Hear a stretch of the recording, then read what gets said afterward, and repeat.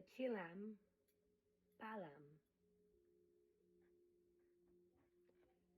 The Chilam Balam left calendar calculations of when certain events would take place, including his reappearances to those of one heart.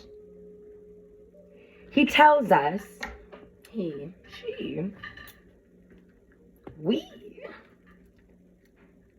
tells us that in the 12th tune in part of both 1831 and 1883, which would be the date of the coming, there would appear a great prophet, air quoting here, in benevolent divinity, end of air quote. To clinch this prophecy, Chilam Balam gives another sign by which the coming of one or more whose teachings will unite the world, and it shall be known. It was in or about September of 1827 that a young man was given information from some very ancient books made from gold leaves. It was shortly after, in 1831, that Joseph Smith started the Mormon Church, based upon almost identical information to that which I am tracking here, through the Mayan records and a site found in North America, according to an ancient manuscript my friend Speaking Wind and I spent many years working on, attempting to put together pieces of, you could say, a jigsaw puzzle. Here's an author's note. I am not Mormon. Again, it was about 1883 that the Paiute prophet Wovoka began his teaching of peace and compassion from visions and understandings he received from a divine fifth-dimensional being, who the Paiute called Kanechi Ta Kanechiwa, or the Great White Chief. These visions of Wovoka later evolved into the ghost dance religion, which upon full understanding and dedicated research, one will find out about is all about the pale prophet, the plumed serpent, Quetzalcoatl. Another author's note. Not to be confused with the event of Wounded Knee and the terrible devastation of hundreds of innocent Lakota women, elders, and children from Bigfoot's band, who marched in the cold winter solstice to do the dance of the prophet, only to be killed in massacre by the U.S. cavalry before they ever arrived.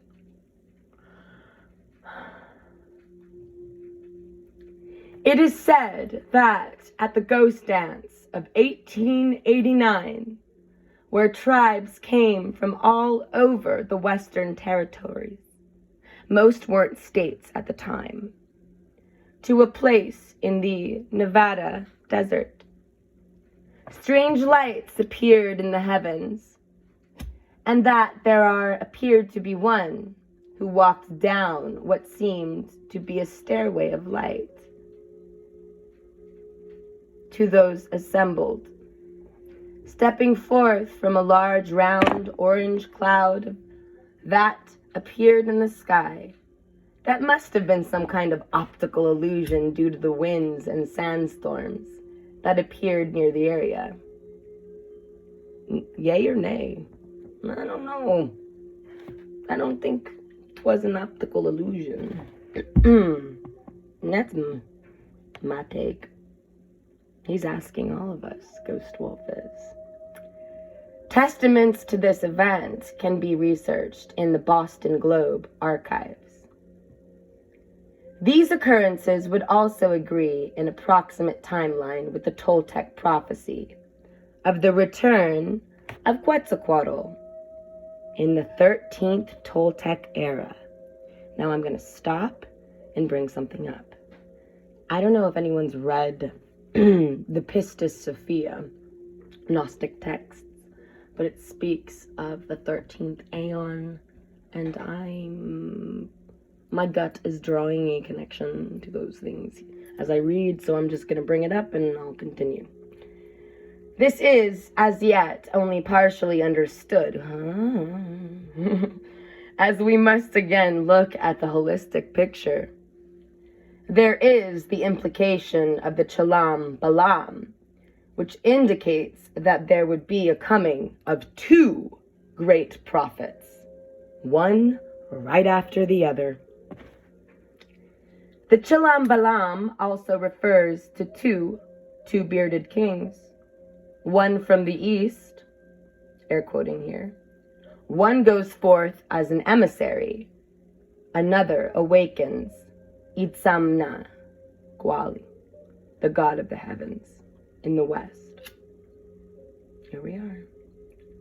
Joseph Smith came from New York, which would, or could be, the east. Wovoka came from Nevada, which would have been the west. Both had profound and lasting effects on our Western spiritual belief systems. Did they not?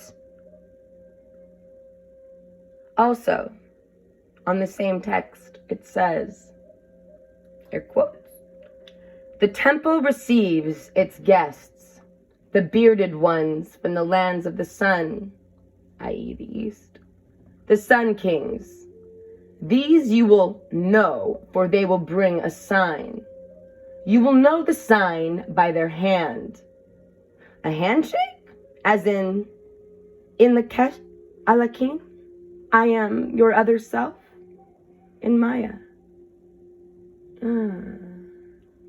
It shows they are remembering that they are from our father's son, Oahu. They bring blessings in abundance. The sign is in the handshake itself.